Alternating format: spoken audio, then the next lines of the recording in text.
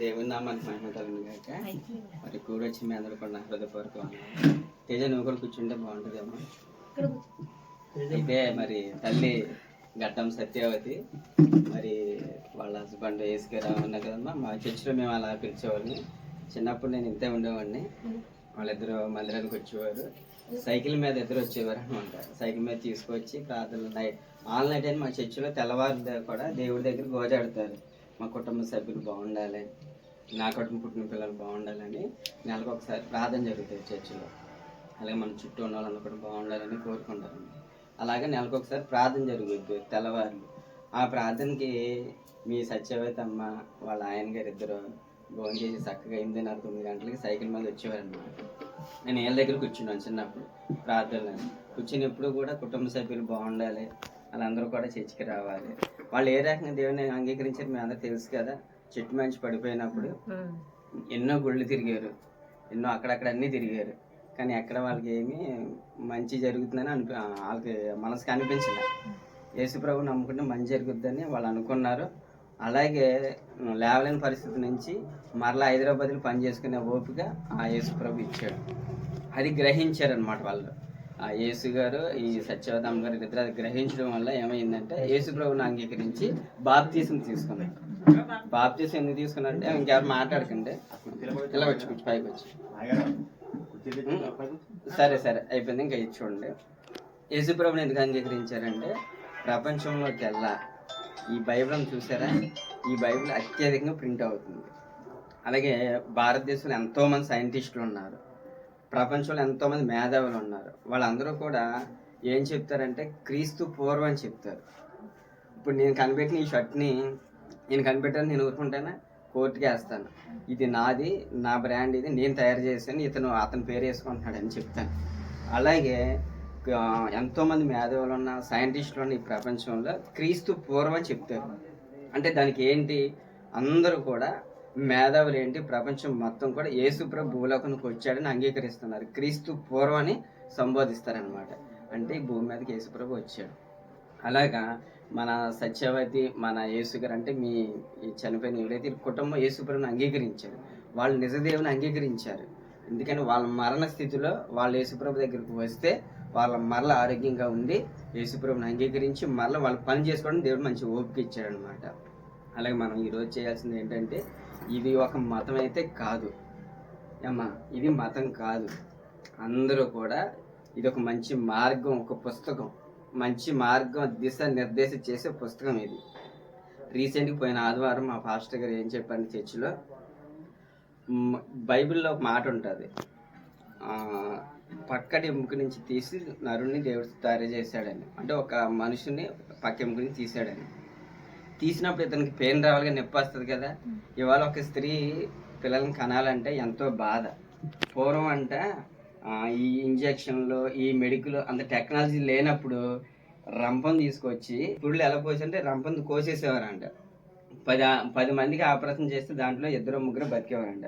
కథమ వాళ్ళంతా కూడా చనిపోయేవారంట. ఎందుకంటే అప్పుడు ఇంజక్షన్లు, ఈ కుట్లేయడం అప్పుడు లేదు. ఉందా? ఇదంతా కలిపి 50 సంవత్సరాలు 100 సంవత్సరాల కిందటే తప్ప అంతకుముందు ఏమీ లేవు. ఇదంతా కూడా అప్పుడు చనిపోయేవారంట. ఒక సైంటిస్ట్ ఏం చేశాడు, బైబిల్ చదవడం వల్ల దేవుడు ఒక మనిషికి గాఢ నిద్రను కలగజేసి పక్కడెముకను తీసి ఒక నర్సుని తయారు చేసి, అంటే అక్కడ గాఢ నిద్రను తయారు చేస్తే మనిషికి మెలకు రాదు ఏం చేసినా. అంటే ఆ గాఢ నిద్ర ఎందుకు వచ్చింది? అలాగే మనం మొత్తం ఇంజక్షన్ అనేది కనిపెడితే స్త్రీలు మనం డెలివరీ టైంలో ఇంజక్షన్ ఇవ్వడం వల్ల వాళ్ళకి ఏ ఇబ్బంది రాదు అని. అలా మత్తు మందు ఇవాళ మనం ఆపరేషన్ చేయించుకున్నా, కట్టించుకున్నా, డెలివరీ అయినా మొత్తం ఇంజక్షన్ ఇస్తున్నా చూసారా, అది ఈ బైబిల్ని బట్టే వచ్చిందనమాట. మా అద్వైతం చదువుకున్న పిల్లలు ఈ బైబిల్ని చదవబట్టే వచ్చిందనమాట. అలాగా ఈ ప్రపంచానికి ఈ బైబిల్ ఎలా ఉందంటే ఒక మార్గదర్శిగా ఉంది, ఒక మార్గంగా ఉందన్నమాట. మంచిని బోధించి 10 మందికి ఉపయోగపడే మార్గంగా ఈ బైబిల్ ఉందన్నమాట. ఏదో బైబిల్ అంటే ఏదో ప్రార్థన అంటే ఇతర మతస్థులు, ఇతర కులం అనేది మాత్రం అది అపోహ. ఎక్కడికి వెళ్ళినా, ఏ చర్చికి వెళ్ళినా, ఏం చేసినా ఒకటే చెప్తారు, దేవుని యందు నమ్మకం ఉంచండి, సమాజానికి మంచి చేయండి, అందరూ మంచిగా ఉండండి, యేసుప్రభుని అంగీకరించండి. యేసుప్రభుని అంగీకరించడం వల్ల మతం మార్పమని అర్థం కాదు. ఆయనకి 10 ఆజ్ఞలు ఉంటాయి. ఒక కుటుంబంలో ఒక కర్త ఉంటాడు. కర్త అంటే ఒక తండ్రి ఏం చెప్తాడు పిల్లలకి, నువ్వు ఇంటికి నుంచి ఎలా వెళ్తున్నావు, జాగ్రత్తగా తిరిగి ఇంటికి రా అని చెప్తాడు. నువ్వు చదువుకోవడానికి కాలేజీకి వెళ్తున్నావు, నువ్వు చదువుకోవడానికి స్కూల్కి వెళ్తున్నావు, నువ్వు ఎలా అయితే ఇంటికాంచి వెళ్తున్నావో అంతే మర్యాదగా అంతే మంచితనంగా ఇంటికి రా అని చెప్తాడు.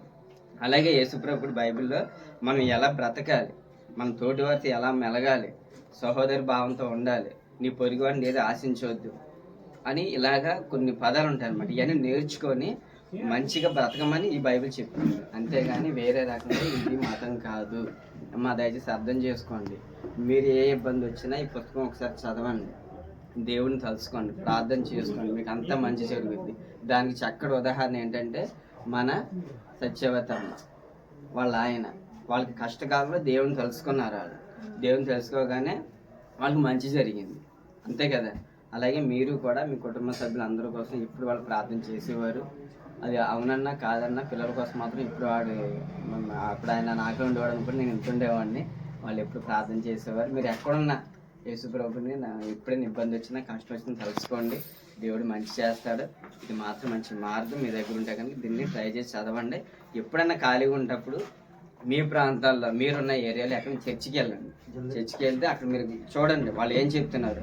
మీకు చెప్పితే రైట్ అనుకుంటే మీరు చర్చికి వెళ్ళండి. లేదు వాళ్ళు వేరే ఇబ్బందికరంగా మాట్లాడితే మీరు వెళ్ళొద్దు, ఓకేనా. మీరు ఇంట్లోనే ప్రార్థన చేసుకోండి. కాబట్టి రంగా, అలాగే వాళ్ళ పాప ఎవరమ్మా, ఈవిడ పాప గడ్డం సత్యవతి గారు. మీరు మీకోసం ఎప్పుడు మాత్రం ఆవిడ ఎప్పుడు బాధపడుతూనే ఉండేది. నాతో ఎక్కువ మాట్లాడేది చర్చిలో.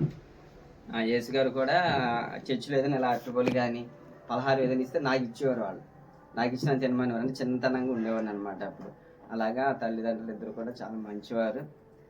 సమాజంలో చిన్న ఉన్న కుటుంబ సభ్యులు రక్త సంబంధికుల మీద చిన్న వచ్చినప్పటికీ ఏదేమైనా బైబిల్లో మాట ఉంది ఏంటంటే బ్రతికిన వారి కంటే చనిపోవడం మేలు అండి. వాళ్ళకి ఏ బాధ ఉండదంట, వాళ్ళకి ఇంకే కష్టం ఉండదంట, అంతే కదా. ఇక్కడ ఉన్నాడు కాబట్టి రంగకి బాధ్యత బరువు. అది ఇప్పుడు సత్యవతమ్మకు ఉందా, ఆ బాధ బెంగ లేదు.